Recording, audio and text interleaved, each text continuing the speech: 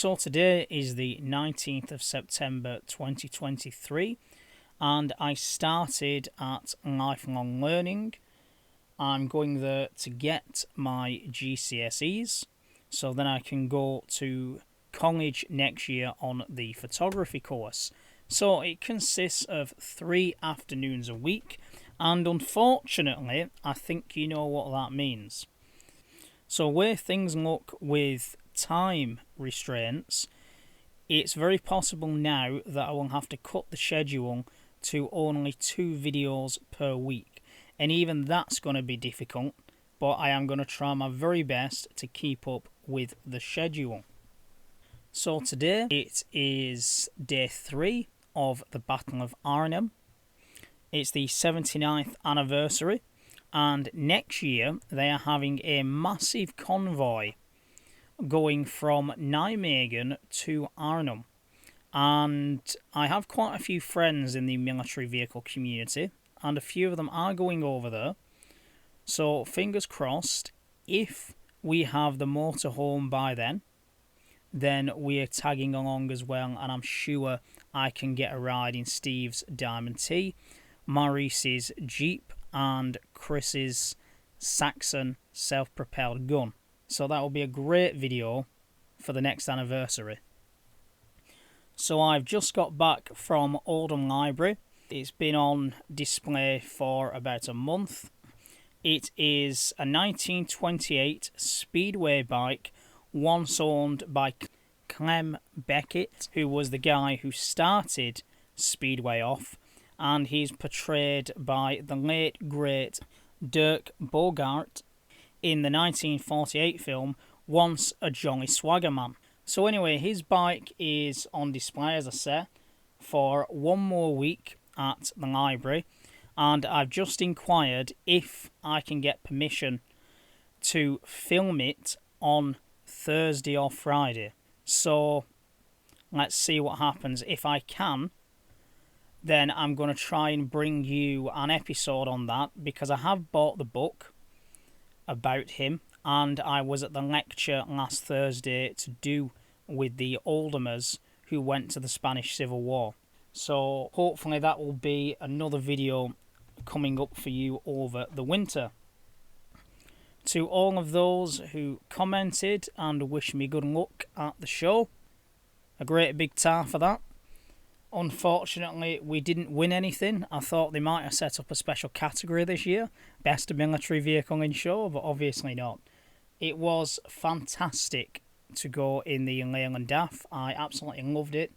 It's as old as me, so it's from 1995, and Mick is selling it for £15,000 if anybody is interested. And as this channel is seen throughout the world, he is based in northwest England. The living accommodation is half of the body. It consists of a double bed, a kitchen, and room for a porta potty. The other half of the body is open, and to be honest, it's a very nice balcony, especially when the tailgate is down. It's served in the Remy, even though on the door it does have Royal Majestic colour because Mick used to be in that. It also has a roof hatch, as you have seen, which is fantastic for navigation, filming or photography. And that is my favourite part of the vehicle. So how did the weekend go at Truckfest Northwest 23? Absolutely fantastic. There was a few things that I didn't get to do that I wanted to do, but overall it just went like a dream, to be honest. I was there with a good few friends. I even got to sit in a one-off Scania 110 from the 70s. It has a Seddon Atkinson bumper, and it used to be for hay haulage. And he's a very nice Welshman who owns it. I've got all the information I need to give Mike Forbes of Vintage Road Scene magazine an exclusive. The chap also has the trailer for it as well. The problem was it's not original cab, which is a shame. But I managed to sit in it, as I say. I've got the information. I've got his son on Facebook now. So we're going to discuss getting more information, and then hopefully I can bring you a detailed history about that particular lorry.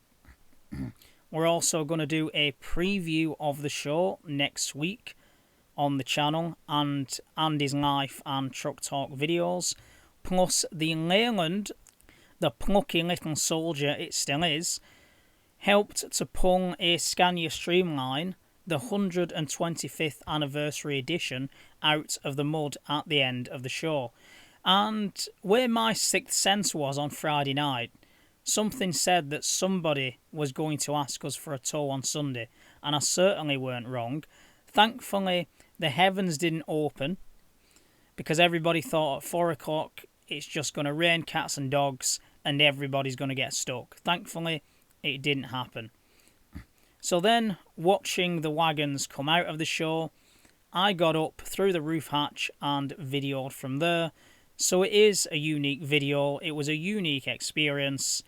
The Leyland goes around 60 miles per hour top speed. You do get a lot of wheel wobble at 50. It is a bone shaker. It's very uncomfy. They're great for overlanders. And if I could afford it, I would buy it and put an office body on it, so then I get much more living accommodation.